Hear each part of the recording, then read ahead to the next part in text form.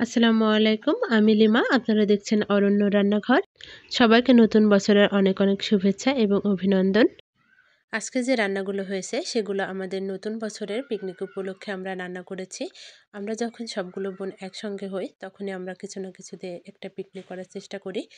যেটা আমাদের খুবই ভালো লাগে এবং খুবই একটা পছন্দের একটা জায়গা। তো আজকে আমরা নতুন বছর উপলক্ষে পিকনিকটা করেছিলাম। তো আমরা দেখুন, প্রথমে আমরা একটা পোল্ট্রি মুরগি কিনেছিলাম ৩ কেজি ওজনের।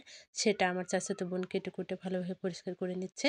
২ থেকে ৩ বার পানি নিয়ে খুব ভালোভাবে কষলে, কষলে পরিষ্কার করে নিয়েছে। দেখুন মাংসগুলো প্রায় ধোয়া শেষ। পিকনিকে আমরা পোলাও ভাত রান্না করছিলাম, সেটারই চাল ধোয়া হচ্ছে।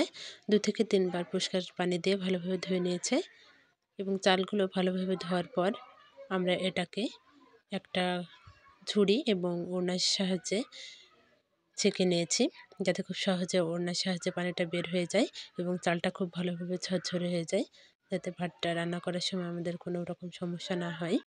এবার মাংস রান্না করার জন্য আমরা রসুন এবং পেঁয়াজ ছুলে নিচ্ছি, যার কাজে আমার দাদি এবং নানি আমাদেরকে সাহায্য করছে। ২ বোন রসুন ছোলায় খুবই ব্যস্ত।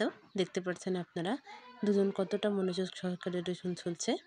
আমাদের পিকনিকের আরেকটা রেসিপি ছিল আলু ঘটি। তার জন্য আমরা খুব ভালোভাবে পরিষ্কার করে নিচ্ছি আলুগুলো এবং ছোট, ছোট পিস করে নিচ্ছি।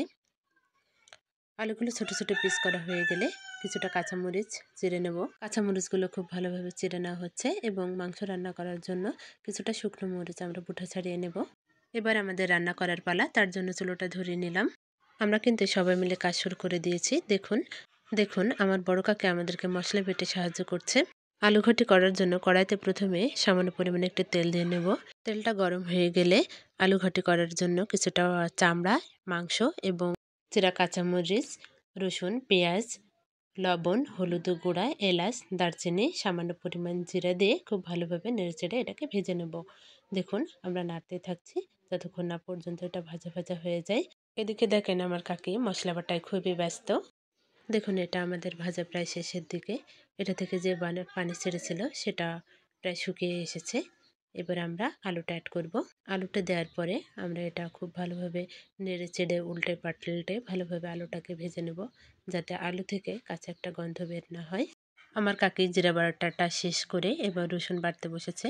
দেখুন রসুন বাটার পরে এবার আদা বেটে নিচ্ছে। সামান্য পরিমাণ পেঁয়াজ ব্যবহার করেছি আমরা মাংসে, সেটা আমরা বেটে ব্যবহার করব। দেখুন মশলা বাটাটা প্রায় শেষ। দেখুন আমরা কিন্তু আলুগুলো খুব ভালোভাবে নেড়ে চেড়ে ভেজে নিচ্ছি, যাতে নতুন আলুর গন্ধটা না বের হয়। ভাজা শেষে আমরা সামান্য পরিমাণ পানি অ্যাড করলাম। এটা আমরা কষিয়ে রান্না করছি, কষাতে খুবই সামান্য পরিমাণ পানি দিতে হবে। এদিকে দেখছি আমার বড় কাকি লাল লাল অনেকগুলো শুকনো মরিচ বেটে নিচ্ছে। দেখুন মরিচগুলো দেখলে মনে হচ্ছে কাঁচাই খাই।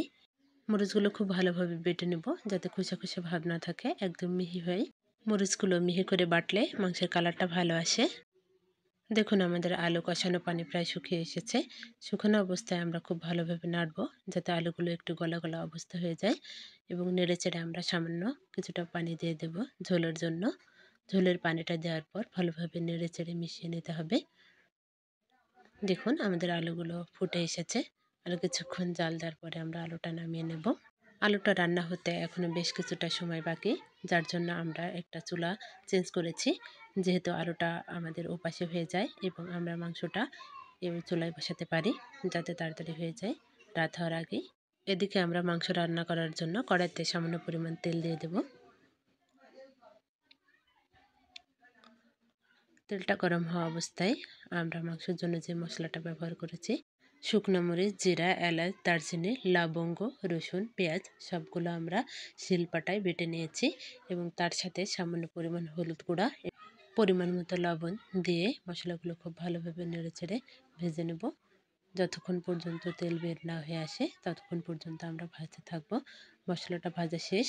এবার আমরা মাংসগুলো অ্যাড করে দেব। দেখুন আমরা সবগুলো মাংস কড়াইতে দিয়ে দিলাম।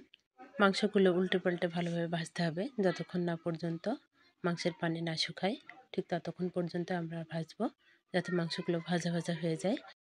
মাংসটা আমরা খুব ভালোভাবে নেড়ে চেড়ে কষানোর জন্য খুবই সামান্য পরিমাণ পানি ব্যবহার করব, যেহেতু মুরগির মাংস দিয়ে অনেকটা পানি বের হয়, তার জন্য অল্প একটু পরিমাণ পানি আমরা এখানে অ্যাড করে দিলাম এবং খুব ভালোভাবে এটা নেড়ে চেড়ে কষিয়ে নিতে হবে।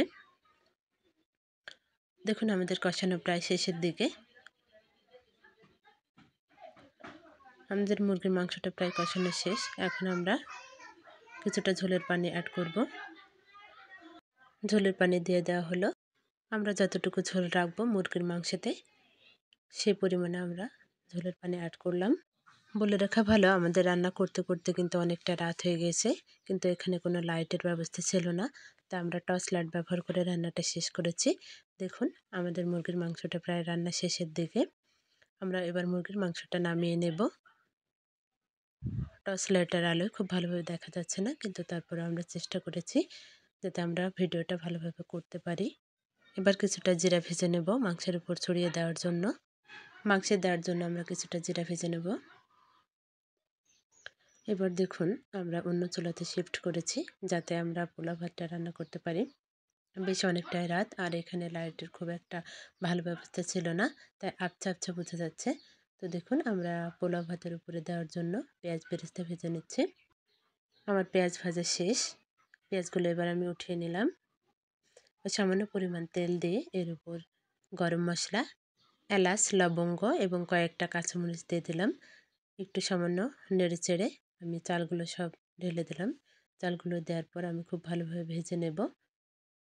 চালের সাথে কিছুটা লবণ অ্যাড করতে হবে যাতে ভাতের স্বাদটা ভালো থাকে। লবণ দেওয়ার পর আমি উল্টে পাল্টে খুব ভালোভাবে চালটাকে ভেজে নিচ্ছি যাতে নিচে না লেগে যায়। দেখুন আমি অন্য হাঁড়িতে কিছুটা গরম পানি করে নিয়েছি। আমার চালের পরিমাণ ছিল 1.5 কেজি, তার জন্য আমি 12 গ্লাস পানি ব্যবহার করেছি। যতটুকু চাল তার ঠিক ডবল পরিমাণ পানি ব্যবহার করতে হবে। আমার পানি দেওয়া শেষ। এবার আমি নেড়ে চেড়ে উল্টে পাল্টে দিচ্ছি। আমার ভাতটা প্রায় ফুটে এসেছে। দেখুন ফোটা অবস্থায় আমি কিছুটা পেঁয়াজ বেরেস্তা উপর থেকে ছড়িয়ে দিলাম, খুবই সামান্য পরিমাণ। এবার খুব আলতোভাবে উপর নিচ করে আমরা ভালোভাবে নেড়ে চেড়ে উল্টে পাল্টে দেবো যাতে ভাতগুলো নিচে না লেগে যায় এবং সব চালগুলো যেন একই রকম সিদ্ধ হয়। দেখুন আমাদের ভাত রান্না প্রায় শেষ। এবার আমি একটা ঢাকনা দিয়ে ভালোভাবে ঢেকে একপাশে ভাতগুলো রেখে দেব। এবার আমরা সালাদের জন্য টমেটোগুলো খুব ভালোভাবে ছোট ছোট করে পিস পিস করে কেটে নেব। লবণ ও মরিচ দিয়ে টমেটোগুলো খুব ভালোভাবে মেখে নেওয়া হচ্ছে যাতে টমেটোটা খেতে একটু বেশি ভালো লাগে। ফাইনালি আমাদের রান্নাটা কিন্তু শেষ। এবার আমরা খেতে যাব। তার আগে বলে রাখি আপনারা অবশ্যই আমাদের চ্যানেলটাকে সাবস্ক্রাইব করবেন এবং ভিডিওটি ভালো লাগলে অবশ্যই লাইক করবেন। আল্লাহ হাফেজ।